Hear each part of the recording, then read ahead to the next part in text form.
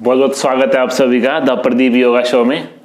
आज हम योग के बहुत ही महान ग्रंथ और बहुत ही प्रसिद्ध ग्रंथ श्रीमद् भगवत गीता की चर्चा आपके साथ करेंगे। तो श्रीमद् भगवत गीता में टोटल 700 श्लोक बताए हैं, 700 श्लोक हैं और इसके अंदर 18 अध्याय हैं। तो आज हम चर्चा करेंगे कि श्रीमद् भगवत गीता का सिर्फ एक श्लोक पढ़ने का क्या पुण्य होता है, उसकी क्या महिमा है, श्रीमद् भगवत गीता की जो इतनी महानता गाई जाती है वो क्यों गाई जाती है। तो मैं आपके सामने सिर्फ एक श्लोक की चर्चा करूंगा। श्रीमद् भगवत गीता का 15वां अध्याय पुरुषोत्तम योग है।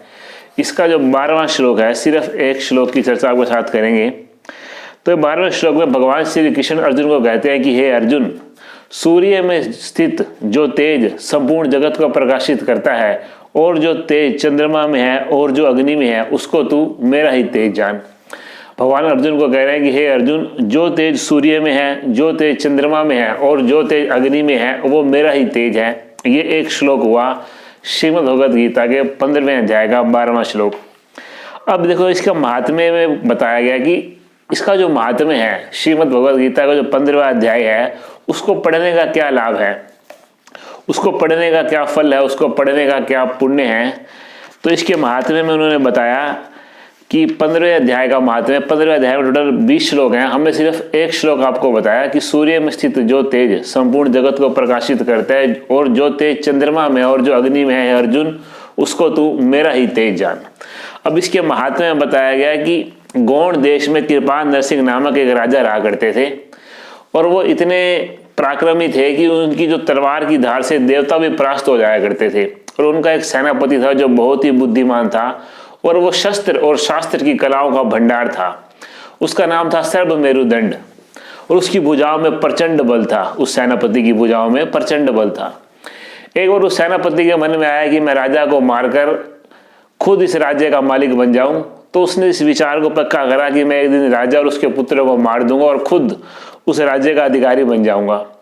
यह विचार पक्का करने के थोड़े दिनों बाद उसे हैजा हुआ, वो बीमार हुआ और मृत्यु को प्राप्त हो गया।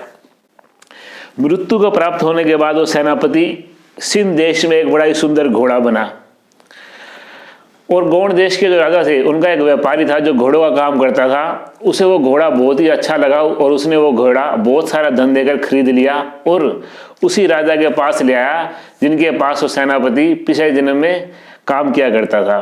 तो उन्होंने राजा को कहा कि राजन, मैं आपके लिए एक बहुत ही सुंदर घोड़ा लाया हूँ। राजा ने उस घोड़े को बुलवाया और जो घोड़े के जानकार थे उनको उस घोड़े के बारे में जानने के लिए कहा। घोड़े ने उस राजा को देखा, उसके रूप को देखा, उसकी चमक धमक को देखा, उसके हाव भाव को देखा। तो उन्होंने सबने बहुत प्रशंसा करी, वाह वाह क्या सुंदर घोड़ा है ये।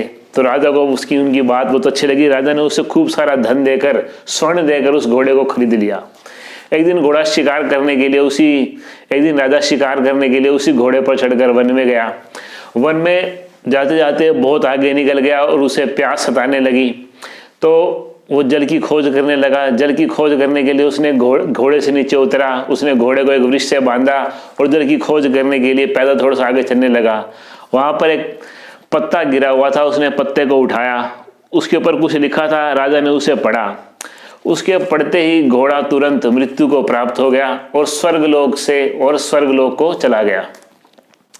राजा आगे पहुंचा तो वहां पर एक बहुत ही सुंदर आश्रम था। वहां पर नारियल केले के वृक्ष लहरा रहे थे। उसके अंदर एक त्रिकाल ज्ञानी संत बैठे हुए थे। राजा ने उन्हें प्रणाम करा और कहा कि राजन, और उन्होंने कहा कि हे संतवर, मेरा घोड़ा अभी अभी स्वर्गलोक को चला गया, उसका क्या कारण है। तो उन्होंने कहा कि, तो त्रिकाल ज्ञानी महापुरुष थे, उन्होंने ध्यान लगाया। उन्होंने कहा कि पिछले जन्म में तुम्हारे यहाँ जो सर्व मेरुदंड नामक सेनापति था, वो तुम्हें पुत्रों सहित मारकर स्वयं राज्य हड़प लेने का अधिकारी बनने की सोच रहा था। उसी पाप के कारण वो इस जन्म में घोड़ा बना है। यहाँ कहीं गीता के 15वें अध्याय का आधा श्लोक लिखा मिल गया था जिसे तुमने पढ़ा।